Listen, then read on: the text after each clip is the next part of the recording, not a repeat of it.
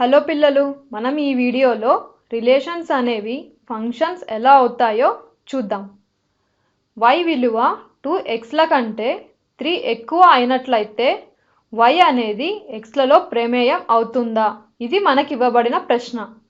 Value of y equal to 2xల కంటే 3 ఎక్కువ అంటే 3 ప్లస్ 2x అంటే y equal to 3 plus 2x అవుతుంది.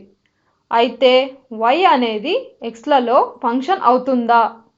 y అనేది xలలో ఫంక్షన్ అంటే y ఆఫ్ x అనేది ఫంక్షన్ అవ్వాలంటే ఫంక్షన్కు ఒక x వాల్యూను ఇన్పుట్గా ఇస్తే ఫంక్షన్ మనకు ఒక y వాల్యూని అవుట్పుట్గా ఇస్తుంది.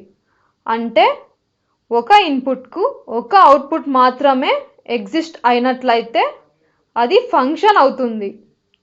అంటే ఒక ఇన్పుట్ xను ఫంక్షన్ y ఆఫ్ xకు ఇస్తే y ఆఫ్ x అవుట్పుట్గా ఒక yని ఇస్తుంది. ఇది నిజమైనట్లయితే y ఆఫ్ x అనేది ప్రమేయం లేదా ఫంక్షన్ అవుతుంది. అంటే ఒక ఇన్పుట్ x వాల్యూకు రెండు y వాల్యూస్ అవుట్పుట్గా వస్తే దాన్ని ఫంక్షన్ అని చెప్పలేము. కానీ రెండు x వాల్యూస్ అంటే రెండు ఇన్పుట్స్కు ఒక y వాల్యూ అవుట్పుట్గా ఉండవచ్చు. అయితే మనకిచ్చినది ఫంక్షన్ అవుతుందా? అంటే y equal to 3 plus 2x అనేది ఫంక్షన్ అవుతుందా? మరి ఇక్కడ వేర్వేరు x వాల్యూస్కు వేర్వేరు y వాల్యూస్ని పొందవచ్చు.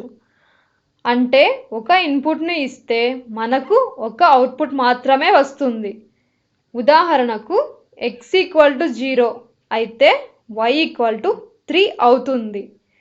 ఒకవేళ x ఈక్వల్ టు 1 అయితే y ఈక్వల్ టు 5 అవుతుంది.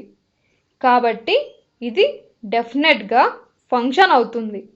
అంటే y అనేది డెఫినెట్గా xలలో ప్రమేయం అవుతుంది. నెక్స్ట్ వీడియోలో మళ్ళీ కలుద్దాం.